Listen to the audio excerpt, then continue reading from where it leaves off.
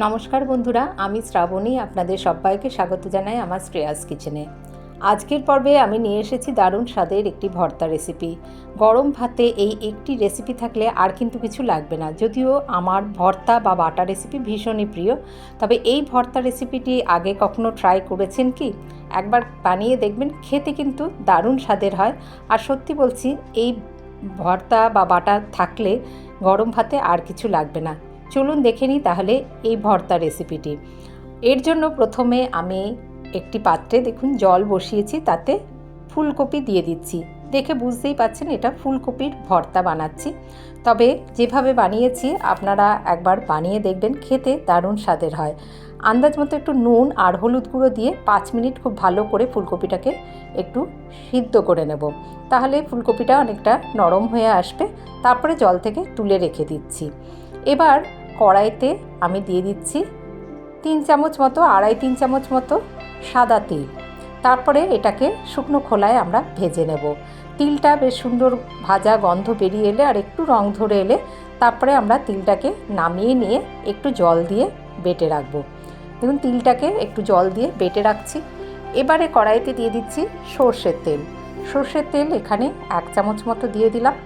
সর্ষের তেলটা ভালো করে গরম হলে তাতে প্রথমে একটা মাঝারি সাইজের পেঁয়াজ এরকম স্লাইস করে কেটে নিয়ে দিয়ে দিচ্ছি। পেঁয়াজটাকে বেশ ব্রাউন করে ভেজে নেব, একদম রং ধরে আসা অবধি। দেখুন বেশ গোল্ডেন ব্রাউন হয়ে গিয়েছে, সেই সময় অবধি পেঁয়াজটাকে ভেজে নিয়ে আমরা তুলে নেব। তারপরে এখানে আমি দিয়ে দেবো, দেখুন এরকম তুলে নিলাম। তারপরে সেই তেলে দিয়ে দিচ্ছি 2টো শুকনো লঙ্কা। শুকনো লঙ্কাটাকেও ভালো করে আমরা ভেজে নিচ্ছি। শুকনো লঙ্কাটাও ভেজে নিয়ে তুলে নেব। তারপরে দিয়ে দেবো রসুন।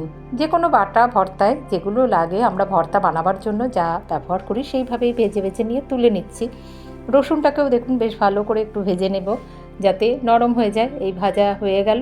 রসুনটাও এখানে আমি 6-7 কোয়া রসুন দিয়ে দিয়েছি। ভেজে রাখা রসুনটাকেও একটি প্লেটে তুলে রাখলাম। এবারে যে আমরা সিদ্ধ করা ফুলকপিটা রেখেছিলাম সেটা দিয়ে দিচ্ছি। তেলের মধ্যে ফুলকপিটাকেও আমরা ভালো করে ভেজে নেব। ফুলকপিটা একটু ভালো করে সিদ্ধ করে নিয়েছি যাতে নরম হয়ে যায়, আর তেলের মধ্যে একটু রং ধরে আসা অবধি, এই যে ফুলকপিতে যেন পুড়ে না যায়, একটু রং ধরে আসা অবধি আমরা ফুলকপিটাকেও ভেজে নিলাম। তারপরে দেখুন, যেহেতু এটা ভালো করে সিদ্ধ করে নিয়েছি তাই এইভাবে খুন্তি দিয়ে একদম এইভাবে আমরা ঘেঁটে দিচ্ছি।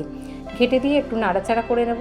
ফুলকপিটাকে আগে একটু ভেজে নিয়েছি, নিয়ে তারপরে এইভাবে ঘেঁটে দিয়ে দেখুন ভালো করে তেলের মধ্যে একটু নাড়াচাড়া করে নিলাম। তারপরে যে তিল বাটাটা আমরা রেখেছিলাম সেটা এখানে দিয়ে দেবো। ফুলকপির বাটায় এই তিল বাটা আর ফুলকপি ভর্তার মধ্যে মিশিয়ে খেতে এত দারুণ স্বাদের হয়েছিল। আমি নিজেও এই প্রথমবার ট্রাই করলাম। মানে হঠাৎই মনে হলো একটু তিল বাটা যদি এর মধ্যে দিয়ে দিই কেমন হয়। ভীষণই স্বাদের হয়েছিল।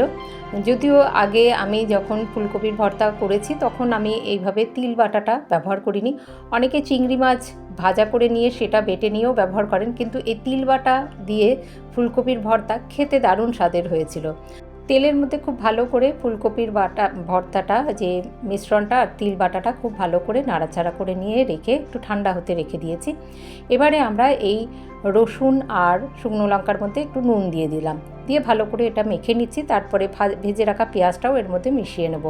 আমরা ফুলকপিটা সিদ্ধ করবার সময়তে নুন দিয়েছিলাম, সেই জন্য নুনটা একটু পরে বুঝেই দিতে হবে। সবটা ভালো করে মিশিয়ে নিলাম। তারপরে যে আমরা ফুলকপিটা একদম ঘেঁটে রেখেছিলাম সেটা এর মধ্যে দিয়ে দেব, দিয়ে মেখে নেব। এইভাবে চাইলে এই মিশ্রণটা, এই পেঁয়াজ আর শুকনো লঙ্কা রসুন এই ভাজাটা এটা মেখে নিয়ে তারপরে আবার কড়াইতে দিয়ে ভালো করে নাড়াচাড়া করে নিতে পারেন। কিন্তু যেহেতু এটা আমরা ভালো করে কড়াইতে আগে ফুলকপিটা আর তিল বাটাটা একটু ভালো করে ভেজেই নিয়েছি, সেই জন্য নামিয়ে নিয়ে আমি এভাবে হাতেই মেখে নিয়েছি। চাইলে এটা আপনারা কিন্তু কড়াইতে দিয়েও নেড়ে নিতে পারেন। সবটা ভালো করে এখানে মেখে নিয়ে এবার শেষে দিয়ে দেবো একটুখানি ধনেপাতা আর একটু সর্ষের তেল, কাঁচা সর্ষের তেল একটু দিয়ে আবারও মেখে নেব। গরম ভাতে এই ফুলকপির ভর্তা থাকলে সত্যি আর কিছু লাগবে না।